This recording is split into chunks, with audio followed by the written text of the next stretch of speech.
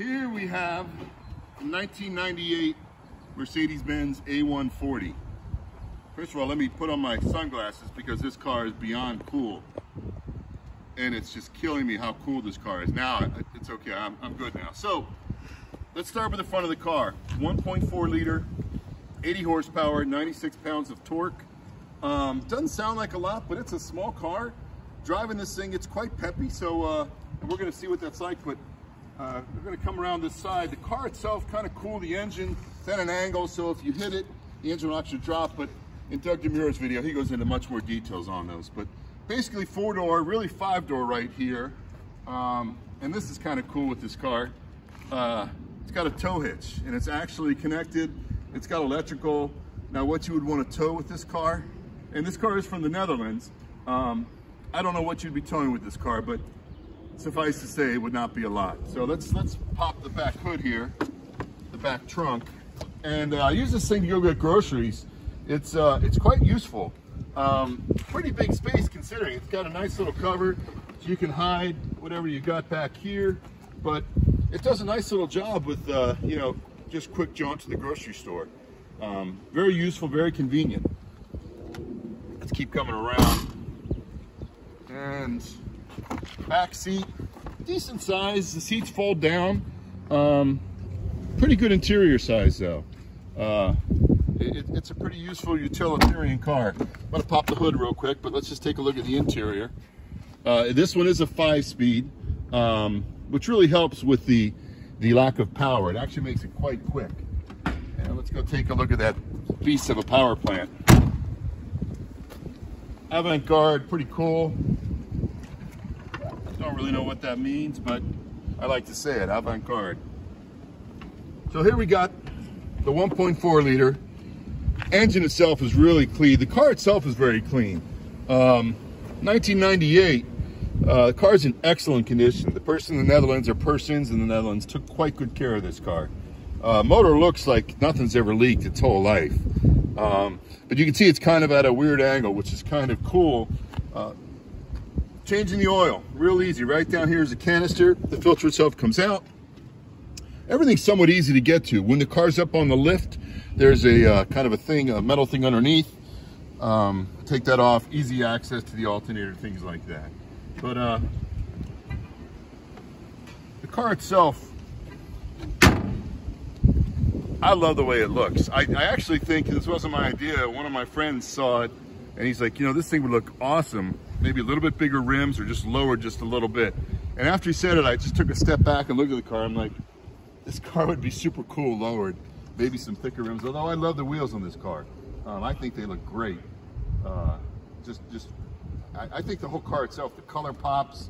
All these A140s, Mercedes, when they made them, they made all bright, really vibrant colors. So they really jumped out. And this is really Mercedes' first venture into the extreme economy car. Almost a smart car to some degree before the smart car, because they own smart car as well. But let's walk back around. We'll get in this thing, we'll take it for a ride. We'll look at some of the interior features. My trusty cameraman, my favorite cameraman, is back helping us. He's gonna jump in and I'm gonna get into the driver's seat. And we'll show you one of the cooler parts of the car once we get in here. So quite comfortable, we'll sit in this car. And let me show you one of the cooler parts of the car. Look at that key. It looks like the car on top of the key. Super cool. Simple thing, but super cool. Everything's pretty basic in this car. There's no complexity. It has air conditioning. The air works really well. Heat works really, really well. All of the components easy to get to. Lights, windshield wipers, turn signals, all real easy to get to. I've driven this thing a decent, a little over an hour one way, and really comfortable. Surprisingly. Also surprisingly, out on the highway, I'm doing 110, 120, 125 kilometers per hour, which is about 70, 75. And this car did fine. It handled it perfectly fine. There were no issues with the speed. Trusty cameraman, your door is not closed, right? So we want to make sure we're safe. Yeah, close that door. There you go. All right, so let's take this thing out. Simplify speed, like I said. All your controls are right here. Air conditioning. This actually has the traction control on it as well, made famous by the Moose test. But control is real easy to get to. But let's take this thing out. Now, I find, I've had this now for about a month. This car is actually going to be up. It's going to be up for sale on Cars and Bids very soon. So it'll probably be gone by the time this video gets up onto the channel. But I've driven this car enough to really come to love it. I'm blown away by how quick and responsive the throttle is. You know, I'm not gonna tell you this car is fast, but I'm gonna tell you this car is very quick, very nimble, very easily travels around through traffic. Like right now, I'm cruising along. I'm in first gear still. I'm going 30 kilometers in first gear, and this thing's not struggling at all. So it's geared right, but it's also it's not, it can do the top speeds. It can get up to 120, 130 kilometers per hour. But pickup, I'm barely getting on this thing. We're already at 60 kilometers, and it does just fine.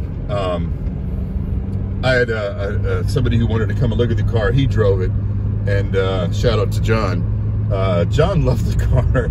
He had a huge smile on his face, and I go, it's pretty quick, right? Pretty responsive. And he's like, I can't believe how good this thing drives, how smooth it is, how quiet it is. And I'm like, I know, you would think it would be, because it was designed to be an economy car. So you would think it would suffer from some of the typical economy problems, noisy, uncomfortable, bad bounces, very bumpy, no response, accelerates really poorly.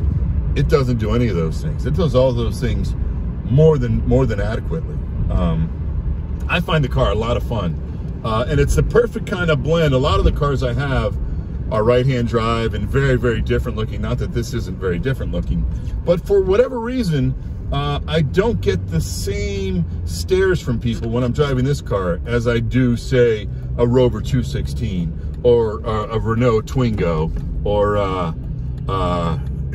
gosh, my TVR Camera, or even a Volkswagen Polo. Those cars all got more attention when I'm out and about. Now, Cars and Coffee, the cars, because this is so different, gets more than enough attention. But those cars all got more attention than this car just out on the road when I go to get gas or stop at Wawa or Sheetz here in Pennsylvania. I'm a Sheetz guy, by the way, if we're keeping track. But I know Doug said that he didn't necessarily enjoy the performance of this car. I think he said it was kind of bland. I don't remember, but I find this car to be a heck of a lot of fun to drive.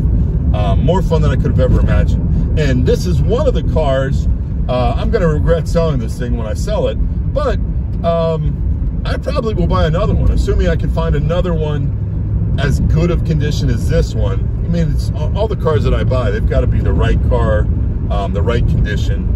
The person's got to be willing to deal with somebody across the ocean.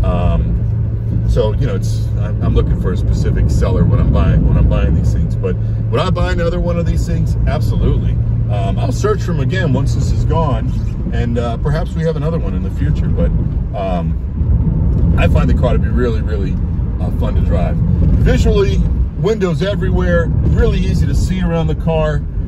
You don't suffer from any issues. Well, first of all, the car itself sits relatively high, but it's relatively narrow. And I didn't really see that or notice it. When it's sitting by itself, you don't really notice that. But when you're parked aside of, say, like a Subaru Forester, which is, a pretty normal sized car, I would say, in America, not overly large, not overly small, you see how narrow this thing is compared to the Forester. Even sitting aside of my trusty cameraman here, you can see how close I am. My giant head is, right on top of me, because it is kind of narrow, but more than enough room for two, I'm going to say, at least in my case, a large adult, a fat adult. My cameraman's not, but more than enough room for two men, large people, to be in this car. And it's more than comfortable. And I mean, I think, Cameron, you agree with that? Are you comfortable in here? Oh yeah, I mean, my feet are kind of close on here, but there's like more than enough space in the back room to kind of go in the back. Yeah, it's a good little car. So I'm giving this thing 2 thumbs up. We're going to park up here in a second, and then we'll give it the no sleep score. Yeah, I couldn't be happier. I was thinking back to all the cars I've had, and except for the obvious ones, I mean, my Camaro was by far my favorite, but probably my Toyota Corolla 4-wheel drive wagon from Japan. That's probably my next favorite, although I love those Rover 216s or the Honda Concerto. It's the same car. As my cameraman knows, nothing drives like a 90s Honda. 90s Honda and a 5-speed is just fantastic. So I do love that car as well. But that Corolla, and then I would say this one. I mean, would I buy another one of these? Absolutely. Would I buy another one of those Corolla 4-wheel drive wagons? I'm a wagon person. Absolutely. This thing's kind of like a wagon, but a little bit smaller. My one friend who owns a Mercedes saw this thing, and he goes, it looks like my Mercedes just did a poo, referring to this thing sitting on the side. So that's how small it is, at least compared to his monster Mercedes. So we're going to pull in here, and then we'll give this thing the no sleep score. That was kind of bouncy. Sorry about that. I went too fast. All right, so let me turn this thing off, and we'll go over our we do have, I do have a little bit more technology this time. Last time, here's our horsepower, here's our pounds of torque, because I don't remember it.